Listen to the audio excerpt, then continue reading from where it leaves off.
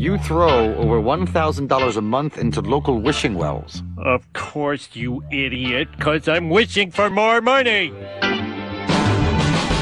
This is the Keeping Your Money Show with Jamie Westenberger and Bart Steinler.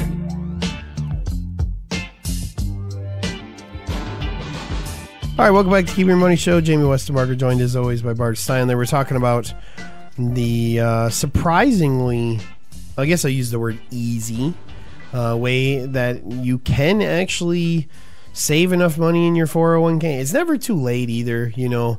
And, you know, it's something that always is surprising to me.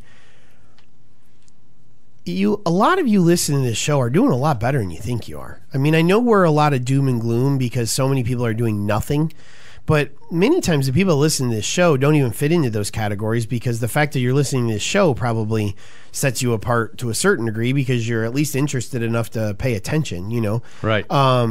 But we have so many people come in that are so critical of themselves and they want to beat themselves up over how poorly they've done. And, you know, we kind of dissect the numbers and it's like, all right, well, you're behind a little bit, but, you know, you're not doing as bad as you think. Sometimes I think just getting that free consultation and an analysis of where you're at, sometimes it can make you probably feel better about yourself than you do right now. You know, we'll have people come in and they're embarrassed to tell us what they've done. And at the end, we're like, okay, well, we'd recommend here a few adjustments here and there, but I mean, overall, you're moving in the right direction, you know? Yeah, it kind of reminds me of a conversation I had with someone a couple of weeks ago, and, you know, they had no idea if they'd be able to retire in 2 or 3 years. And I mean, they just had no idea. They said, I think we've done okay here, but I have no idea if I can retire or not. And so we kind of ran through the numbers and did some projections for them, and they're really, really close to where they need to be. And I'm able to sit down and on a subsequent meeting have a conversation like, okay, to fill the gap, here's 4 things you can do. They're minor adjustments, and you got 2 years to do them, and you're golden, you know? Yep. And just to be able to know that when you're a couple years from going into retirement, I mean, the weight off their shoulders was just tremendous. Like, you know, the big sigh of relief. So, yep, absolutely. You know, give us a call if you feel like you're in that boat and you don't know, or we'd be happy to sit down and figure it out.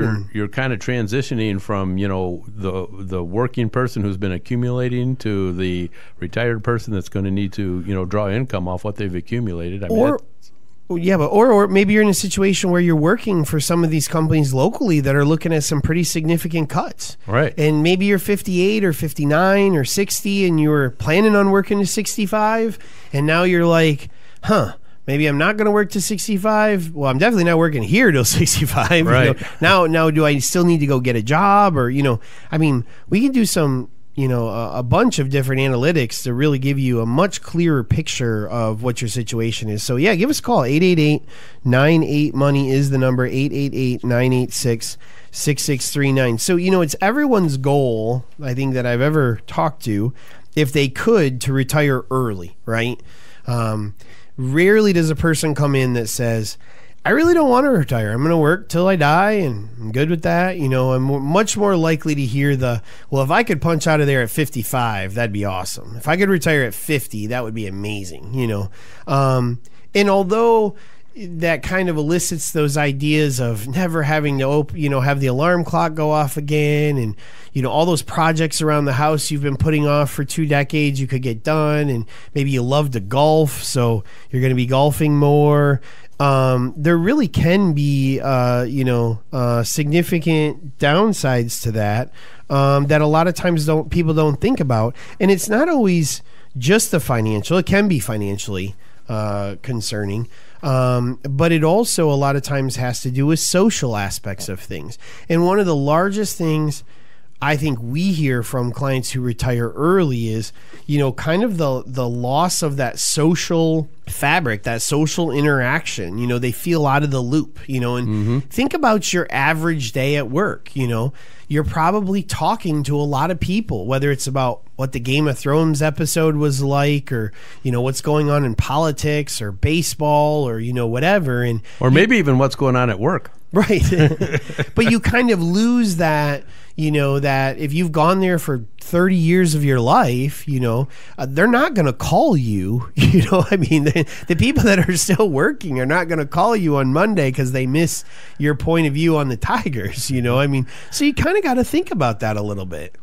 Yeah, there is that social activity that we all need in our lives, and a lot of times people are leaving a job early because, one, they've reached their goal, or two, maybe the company has changed and they haven't changed in the same way that the company has, or the skills needed to do the job have changed, but their skills haven't changed, and all of a sudden they're not needed there anymore, right. Or the company's having a cutback. They were planning on working to 65, but they're not. And so then what are you going to do? What are you actually going to do with your life? And you have to be thinking about this. Even if you think you're going to work till 65, I think you got to think about what you're going to do in case something happens at your current job and you can't work at it anymore. And you got to have a reason to get up in the morning. You got to have some goals to work on. It can't just be playing golf. It can't just be fishing.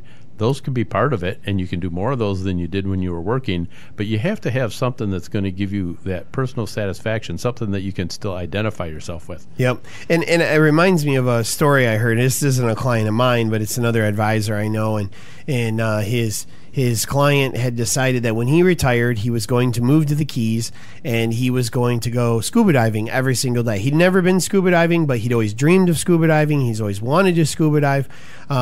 So he retires, he moves to the Keys, he gets scuba certified, he starts doing dives. All of a sudden, he starts to get this inner ear issue that made him really dizzy and kind of got like vertigo and stuff from it. And his doctor said, "I really recommend you stop scuba diving." and the point being, he had waited for 20 years to be a scuba diver, only to find out that was not going to probably be in his immediate future anymore. Right. So many times we hear people like they've set up the game plan, but they've never quite walked through the game plan. I mean, it's kind of similar when somebody says, "Well, I can live on this amount of money," but they've never tried to live on that amount of money. It's important to kind of go through that already. If you really want to golf more, maybe that last year of retirement, you work part-time and you try golfing more. And all of a sudden you find out, oh boy, I'm a lot stiffer than I thought I would be if I golf 4 times a week, or maybe you decide you're going to pick up a hobby and you find out you hate that hobby. Well, better to find it out when you're still working than when it's the only thing you have to do to occupy your time. And I think the same thing goes with finances. If you retire at 50 to 55, really 50 to 60, anywhere in that range, your retirement income needs are so much different than if you retire between 60 and 70. Number one, you have an entire decade longer to live. It's also a very active decade. Between 50 and 59, you're extremely active. You have a lot of physical abilities to do things you probably won't have the ability to do later on down the road.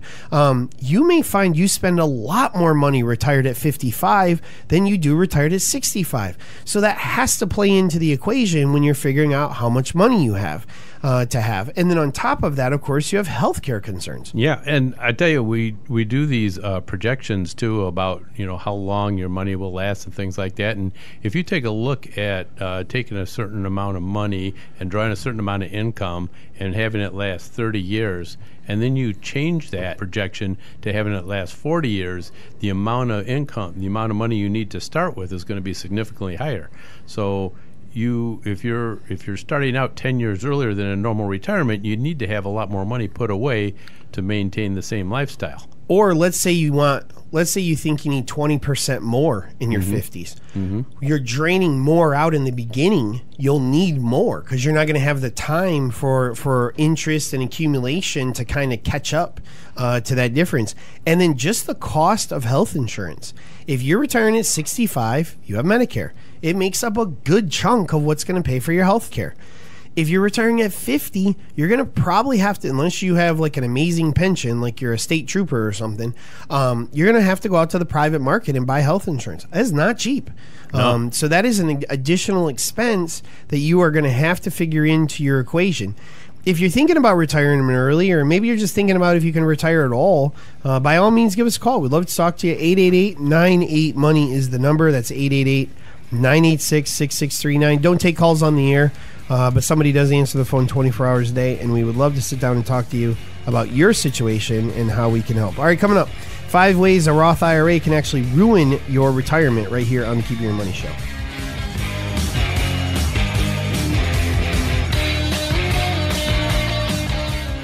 The ups and downs of a roller coaster are fun for some people, but maybe too nerve-wracking for others. The same is true for the ups and downs of the stock market. If your palms sweat when the market fluctuates, it may be time to reevaluate your investment choices. The ride to your financial future shouldn't keep you awake at night. Call the Keeping Your Money Show at 1-888-98-MONEY to get off the roller coaster and onto solid ground.